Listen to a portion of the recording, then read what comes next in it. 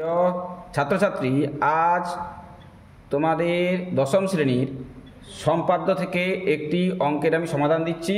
বসে দেখি 11.1-এর দাগে রোমান হরফে 2 একটি সমবাহু ত্রিভুজ যার ভূমির দৈর্ঘ্য 5.2 সেমি এবং সমান বাহুর প্রত্যেকটি দৈর্ঘ্য 7 সেমি।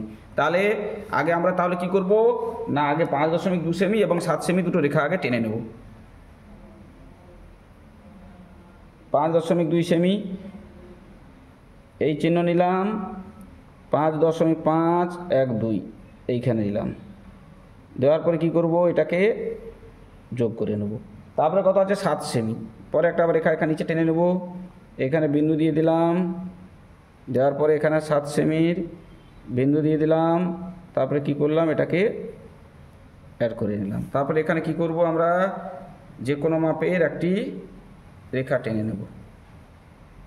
নেওয়ার পরে বলছে যেহেতু ভূমিটা রয়েছে কত না 5.2 সেমি, তাহলে আগে আমি 5.2 সেমির মাপটা নিয়ে নেব। তাহলে 5.2 সেমির মাপটা নিব। এই যে মাপ নিলাম, এখানে একটা দাগ দিয়ে দিতে হবে যাতে এক্সামিনার বুঝতে পারে।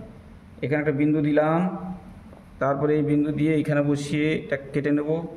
তারপরে এবার 7 সেমির মাপটা নিয়ে নেব।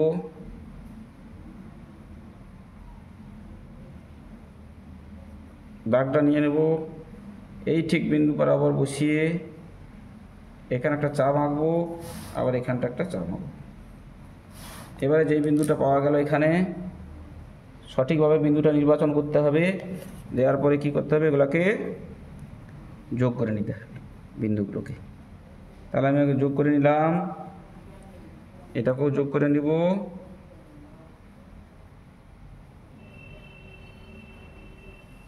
সঠিক যেন হয়। তারপরে কি করব, দুটো বাহুকে সমদ্বিখণ্ড করে নেব। প্রথমে এটা অর্ধেকের বেশি মাপ নিব। অর্ধেক বেশি মাপ নিয়ে এখানে একটা চাপ আঁকবো, এখানে একটা চাপ আঁকলাম।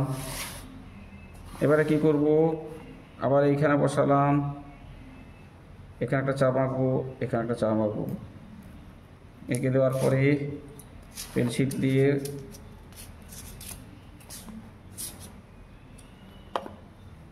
এইখানটা একটা বিন্দু দিলাম, এখানে একটা বিন্দু দিলাম। দেওয়ার পরে কি করব, এটাকে যোগ করে নেব।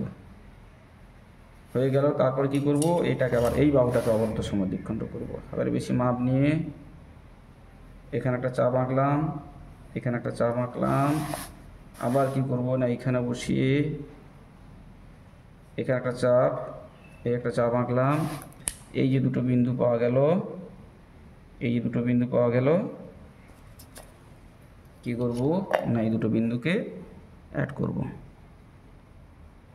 যোগ করে নিলাম।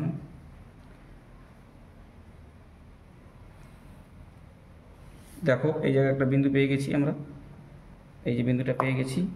এই বিন্দু বরাবর আমরা কি করব, এবারে এখানটাকে বসালাম, বসে দেখব এগুলো ঠিক প্রত্যেকটা কোণ মিলছে কিনা।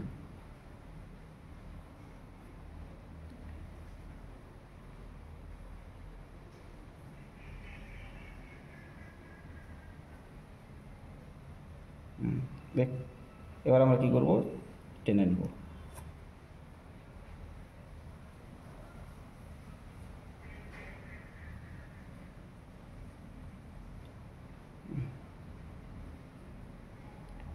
তাহলে এভাবে মিললো কিনা প্রত্যেকটা কোণ আমরা ভালো করে আগে দেখে নেব। দেখে নেওয়ার পরে কি নাম দেবো, এখানে 5.2 সেন্টিমিটার, এটা হচ্ছে 7 সেন্টিমিটার।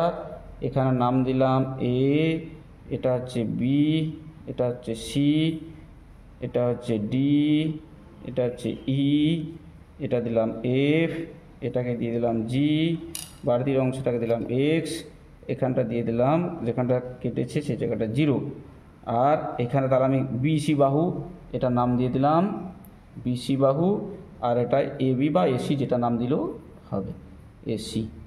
ঠিক আছে, এইভাবে সুন্দর করে তোমরা কি করবে, ছবি এঁকে এটি দেখাবে তোমরা। পরিবৃত্ত অঙ্কন। তোমরা সুন্দরভাবে ছবি এঁকে যদি পরীক্ষা খাতায় এভাবে দেখাতে পারো, তোমরা কিন্তু পুরো নাম্বার আনতে পারবে। যদি কোনো বুঝতে তোমাদের অসুবিধা থাকে তাহলে তোমরা কমেন্ট করবে। আর যদি এই প্রশ্নটি বা এই সমাধানটি তোমাদের ভালো লাগে তাহলে তোমরা চ্যানেলটিকে সাবস্ক্রাইব করে পাশে থাকবে নেক্সট প্রশ্ন পাওয়ার জন্য।